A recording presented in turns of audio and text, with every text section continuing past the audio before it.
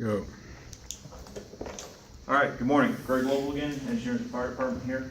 What we're going to talk today is about lessons learned in our current SOG practices. This is all going to relate and tie back into SOG 100.03 that we talked about 2 weeks ago. You guys had the notes on. What this is really how to stay out of the hazard zone while fighting a wheel and tire fire. This is exceedingly important for you guys. If any of these wheel assemblies fail, I want you guys to know where the hazard zone is, how to stay out of it, because if not, best case scenario, you get killed.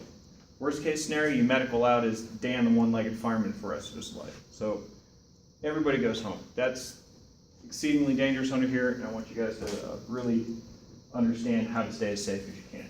So let's go ahead and dive into this. So here we're going to talk about what has led to the changes in the current SOG. I want to be able for you guys to know the fire attack procedures when you're under there, be able to describe what the hazard area is and how to operate within it, really the main body of this. And then how we're going to apply these lessons to our current operations. And the main point again, everybody goes home safe. That's why we're here talking about this.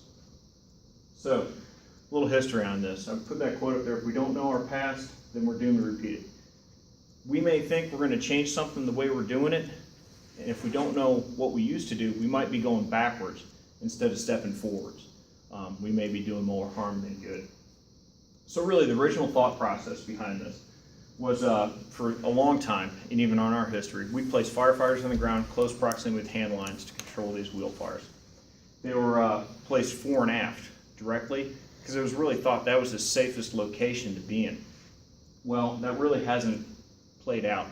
When these wheel and tire assemblies do fragment and explode, a lot of times the steel on the wheels goes out. The tires go forward.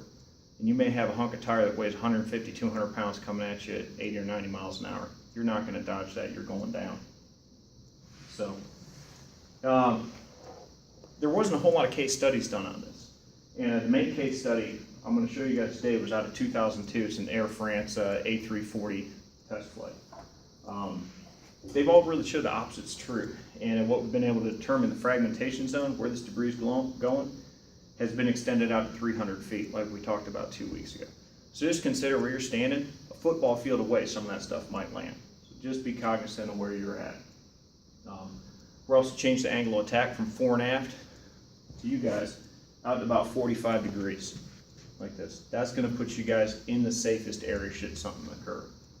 And now we're going to use the HREC, the crash trucks, with a water mist to aggressively cool the brakes. We still do use fans, but we're starting to transition more into that if the temperatures are really elevated. So what we've got is a quick little video to kind of illustrate some of this, and is one of the case studies. It's edited down and put together. This is a Airbus A340 test flight. This was done in France back in 2002. This test footage came up in about 2010. So what's happened, they've gone down the runway at full speed, full weight, slammed the brakes, locked them as hard as they can get. You're starting to see them overheat, smoke.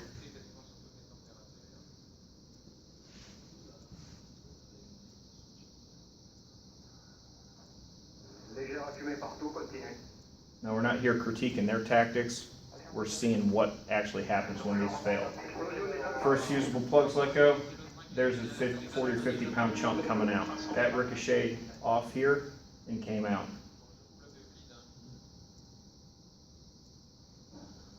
There's the next one. There's a piece going there, there's another huge piece back here. And now they got a problem.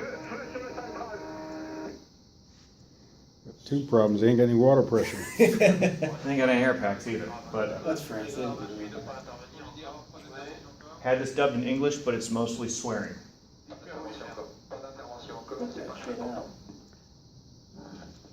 There goes the next chunks. This was, If you run after the explosion, it doesn't really help you. no. If you notice over here, this isn't the greatest video quality, but there's a big chunk here. This chunk here came from this side. That's about a 200-pound chunk of rim. That ricocheted completely across, bouncing off the bottom side of the aircraft. Using water or foam. Now they're pumping foam. And you can see with hand lines, that's not a real effective fire attack. They're not doing much, they're keeping it in check at best. I don't think they're keeping it in check. Flyer's getting bigger. Now keep in mind, above this, when we talk about wheel fires, here's your belly fuel tank, It's fuel. all in this area. And I'm not talking a little bit of fuel, you might have 20,000 gallons of jet fuel in there. This is an A340, that's about a 60,000 gallon capacity aircraft.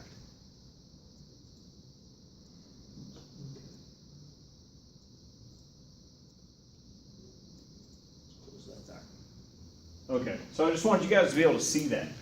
And again, that's the really some of the few little bits of footage anybody's got. Nobody's really had cameras underneath the aircraft filming when something went wrong like that. Like I said, it's a rejected takeoff back in 2002. Rejected takeoffs happen all the time. That's a call you guys are going to go on, or y'all may come in to respond on a quite regular basis. So Juan, what were some of the hazards that you saw underneath there? The objects being the projectile objects. A lot of them ricocheting off, most of them coming fore and aft. What would you do differently if you were on one of the hand lines? I'd be further away. Maybe not even on a hand line. Yeah, unless you had like a very long reach. Exactly. And how about positioning in compared to where those guys were at? They were too close. Too close, and they were just about head on. Yeah. Some of those pieces didn't miss them as much. Just remember, this whole incident started with hot brakes, like we talked about 2 weeks ago. It's real easy how fast these can escalate into a major problem. So additional recommendations have come from the FAA and aircraft manufacturers. The aircraft manufacturers nowadays, Airbus, Boeing, Embraer, MD Douglas, when they're still doing some stuff with their aircraft, they're actually recommending for really hot brake assemblies to use a fine water mist to cool the wheel assemblies versus putting fans down. We put a fan down, I've got to get from me to you to set that fan. Now I'm directly in line with it. If something goes wrong, I'm probably dead. FAA current recommendations have changed through FAR 139 as well. And the water mist, that's done to avoid rapidly cooling the metal. You put a real coarse stream onto it. You take a piece of metal that's 1800 degrees, as some of the titanium, magnesium wheel assemblies can get. They'll fragment. They're strong, but they're extremely brittle. So they will fragment if you cool them really fast. Also, like you saw in the videos, don't count on those fusible plugs to work 100% of the time. It's a mechanical device. Yeah, it's real simple. It's solder that melts, but you saw that didn't work. The rim assembly also may heat so fast that it outpaces the plug to melt. So, and again, just be cognizant of your position at all times. Really be aware of where you're at. That relates if you're going to the center gear and the back gear's hot. Well, you might be in a good angle on the center gear assembly, but now you're directly in line with one of the main gears. So just keep in mind where you're at.